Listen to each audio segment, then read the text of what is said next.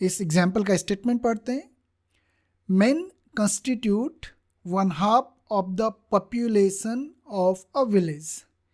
एक विलेज की जो पॉपुलेशन है उसका 1/2 फ्रैक्शन जो है वो किससे बना है? मेन से बना हुआ है। 1/3 of the men in the village are illiterate. वो जो हाफ पॉपुलेशन का जो आधा पार्ट मेन का है, उनमें से जो 1/3 है वो कैसे हैं? इलिटरेट हैं। ये दो गिवन कंडीशंस हैं और हमें निकालना क्या है, क्या फाइंड आउट करना है?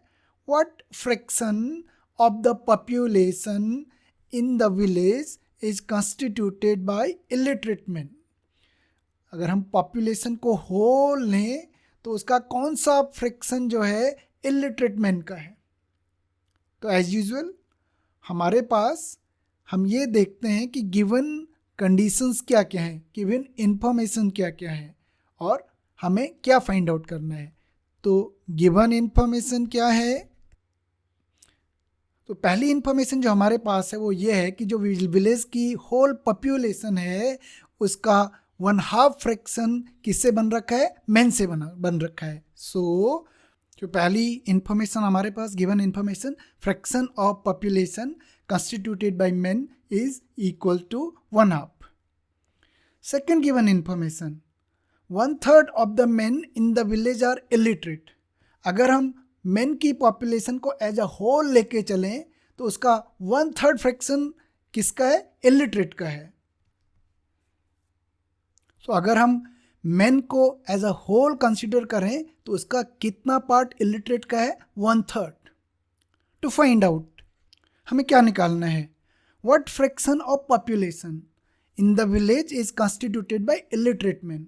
अगर हम पॉपुलेशन, पूरे विलेज की पॉपुलेशन को होल कंसिडर करें, ओके, तो उसका कौन सा फ्रैक्शन इलिटरेट मेन का है?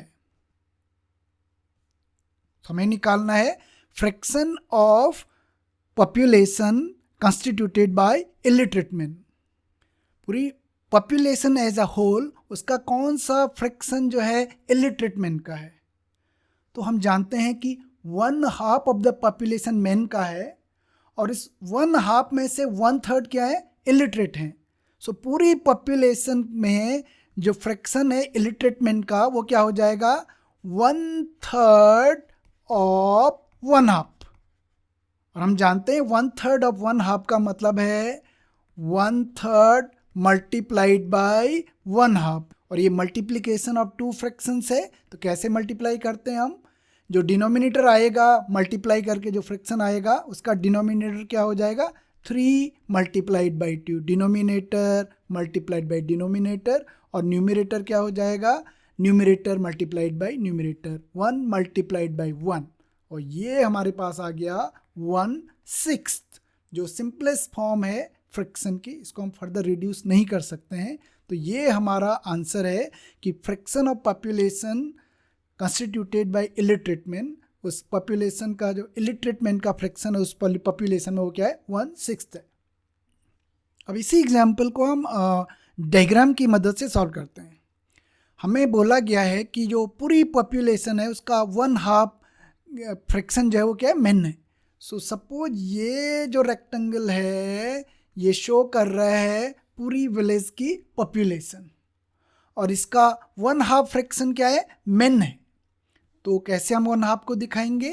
पूरी इसका जो फ्रैक्शन है 1/2 है, उसका डिनोमिनेटर कितना है? 2 है।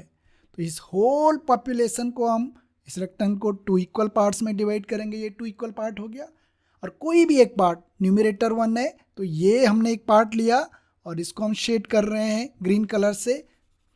तो ये जो शेडेड पार्ट है ये डिनोट कर रहा है पॉपुलेशन ऑफ मेन और वो कितनी है? 1/2। Second information 1/3 of the men. So ये जो 1/2 पॉपुलेशन का 1/2 फ्रैक्शन मेन का है, इसका 1/3 जो है क्या है? इलिटरेट है। तो 1/3 के लिए हम ये 1/2 को 3 इक्वल पार्ट्स में डिवाइड करेंगे।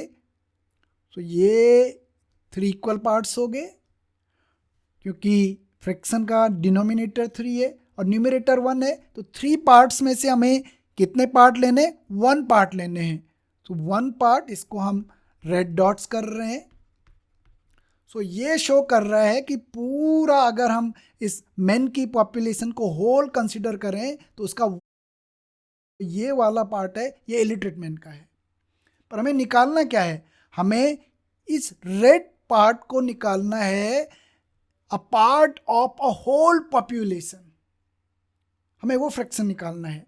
तो क्योंकि हमने इस पार्ट को 3 इक्वल पार्ट्स में डिवाइड किया था और फ्रैक्शन के लिए होल को इक्वल पार्ट्स में डिवाइड करना जरूरी है, तो इस सेकेंड पार्ट को भी हम 3 इक्वल पार्ट्स में डिवाइड करेंगे।